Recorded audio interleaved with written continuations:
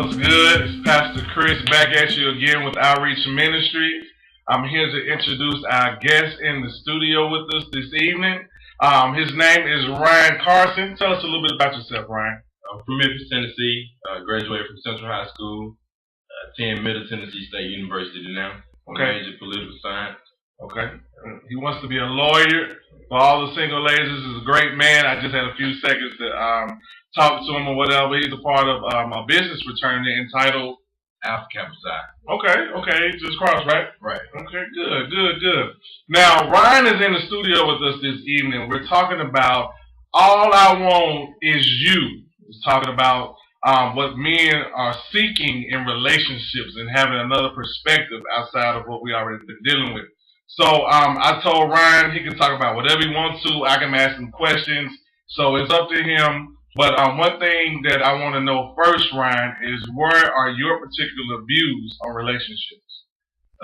First off, I feel like in college, one of the most important things that college students tend to fall into a trap of is rushing into a relationship. Oftentimes we see our peers in a relationship or just our surroundings, and everything is just commercial. Like everything is lovey-dovey around us, and so we automatically, instinctively think that that's what we need. But in actuality, I feel as if we have to take the time to get to know ourselves first, to just actually be alone and just not rush into a relationship, especially if you just got out of a relationship. Mm-hmm. Don't rush into another one back to back. So I feel like the most important thing is patience. Get to know yourself, develop an understanding of yourself, get a love for yourself, because before you love anyone, it's vital that you love yourself. Oh, that's real good. And that's a very important point. Not only do people, I feel, have a problem with knowing themselves, but also in knowing who they are, they tend to have a tendency to fall in the category of being stuck. So if you could, for just a few moments, talk about being stuck in a particular relationship if you've not found yourself. Talk about that for just a few moments. Okay. Well, first of all, as far as being stuck, what do you mean by that? Like, most people feel like because I haven't fully accepted my self-worth, I'm looking for it in a companion. But when I got with that particular companion or that person or whatever, I sought the things that I long for within myself, but because we have grown to a particular level, that we've been together for a little while, I feel like I'm stuck. Right. And it's not the person that I really want to be with. So talk about being stuck. Is people not knowing their own worth. And when you don't know your own worth, you'll settle for anything. That's good. And so the most important thing is just know your value. Because if you don't know your value, you'll talk to someone who's not as worthy because of some fleshful desire of what you feel like you need at the moment. And if you don't know your value. But the most important thing, just know your own personal worth.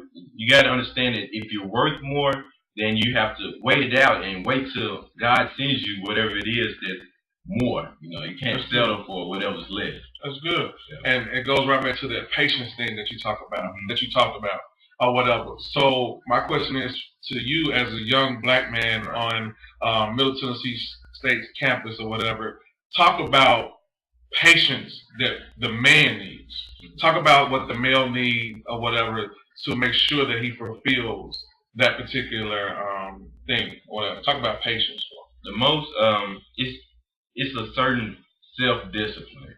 In college, you're going to experience some of the biggest temptations that you've ever experienced in your life. Agree.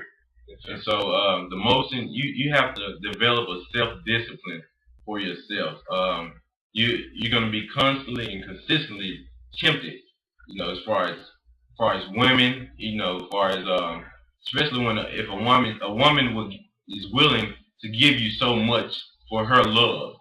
So the most important thing is don't take advantage of what a woman is willing to give you simply for the fact of your own pleasure or for what you feel like she needs and leading her on. Oh wow, that's good, Doc.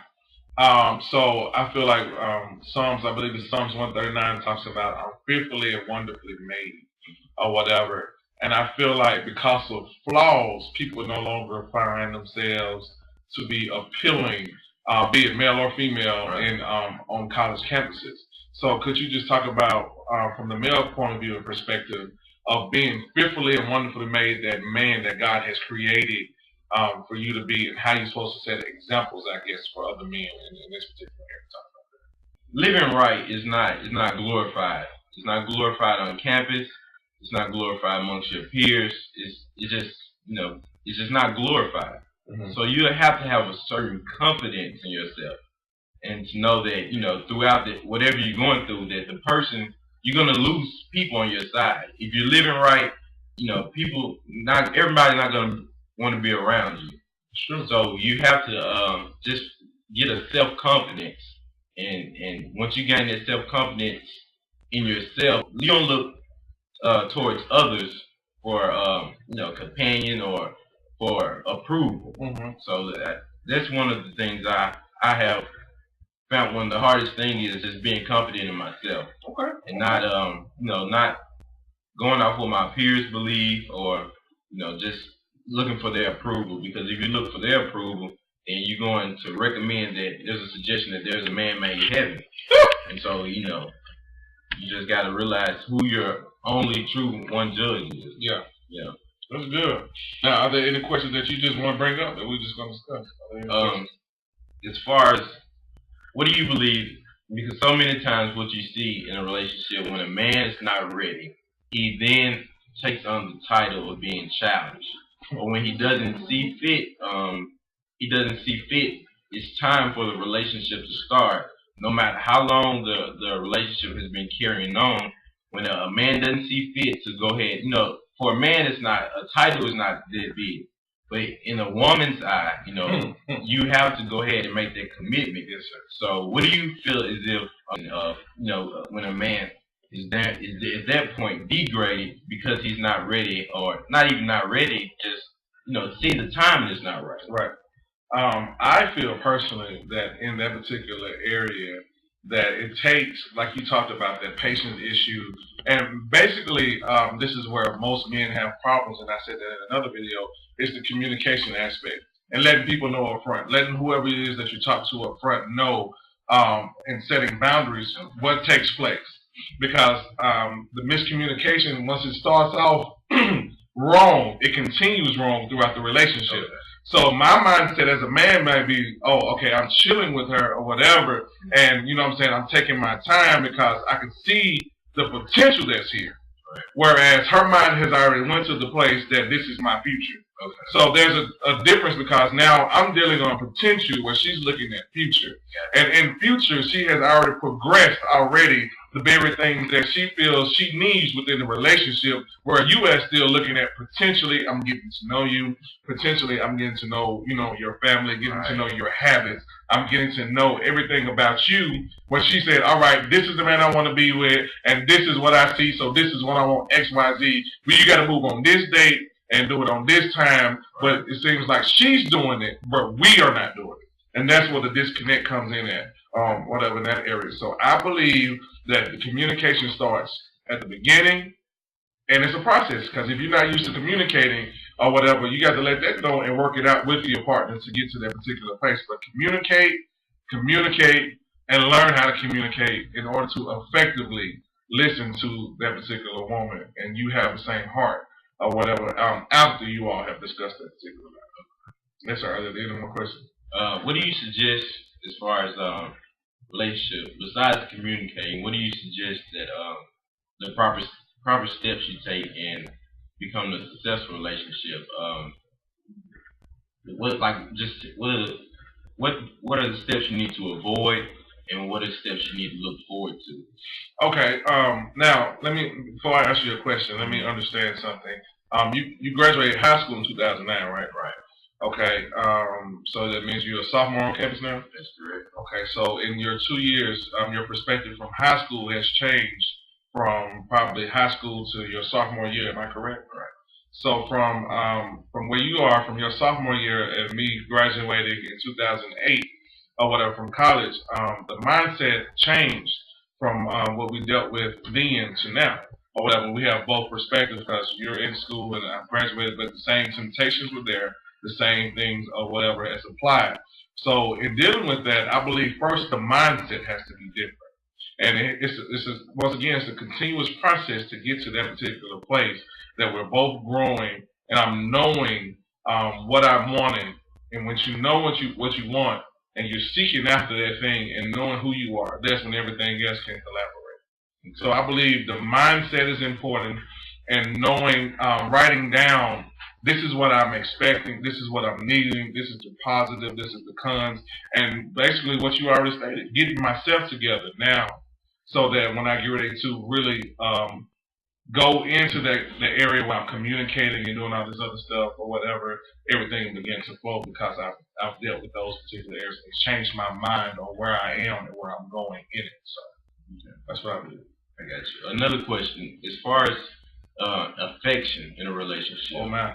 What I'm not sure if this is a fit subject or not, but what are the proper steps as far as when it comes to affection, and what's taking it too far, too fast, and so many times relationships, at least I've seen in my collegiate years, so many times relationships, sex becomes the main factor. Yeah, the main factor, and relationships then become based off sex, and what sex does, I know it gives you a spiritual connection. So at that point, you know, you take it to another level without taking it to another level, because you know, you may not have grown with that person, learned them as a person, but your spirits have joined as one. So as far as the whole physical affection, what are the steps to taking that? Well, that's an interesting subject, because with your last question and this question, what we have to now deal with is the old terminology that we don't use anymore, and that's courtship. With courtship, we don't take the time to get to know the person before we jump into bed with them. And beforehand, you know, the old school, they talk about, you got to court this person, you got to date this person to get to know them. But it also goes back to the standards. Where has the standards gone?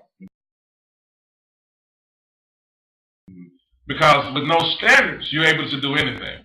And anything, it's free game. It's whatever goes. You know what I'm saying? You know, you can see her as your wife, but within the first week or day or whatever to 3 months, now she's your bussy baby, because of, you know what I'm saying, there was no standard set. You know what I'm saying?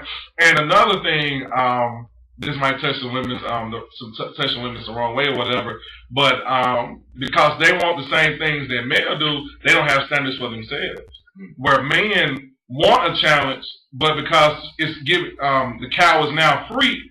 And, I mean, we get the milk for free. We don't want the cow, right? You know, so how do you deal with that? You know what I'm saying? So it's going back to making sure that we learn how to court a particular young lady. You know what I'm saying? It starts in our mindset, and it starts with saying, I'd have been down this road where I'd have messed up with, you know what I'm saying, Jaquisha and Lanisha and, you know what I'm saying, all of them or whatever, and now I want a woman or whatever to, you know what I'm saying, be my help me or whatever. So it's basically not only changing your mind, but being able to see that woman for who she really is, because a good woman gonna have issues and baggage just like you are. Right. Now the thing is, can you handle that woman with her baggage and issues and be able to bring her to their potential, to the future, and to their level that both of you all need to be on? And that only takes place once you have friendship and courtship to bring you to the very place that you need to be. All right? So, we're going to get ready to go into part 2. We're having a great dialogue right here, and we might be able to get into some peripheral issues. I got my man Ryan right here. But if you have any questions, concerns, comments, hit us up at outreachministries@gmail.com, or you can send messages on our Facebook wall or my personal wall, Chris Sands, or whatever. Just hit me up on Facebook. And this is my boy Ryan Carson. Peace. I never thought I'd see the day that you my old girl. Now I'm stuck here hollering at old girl.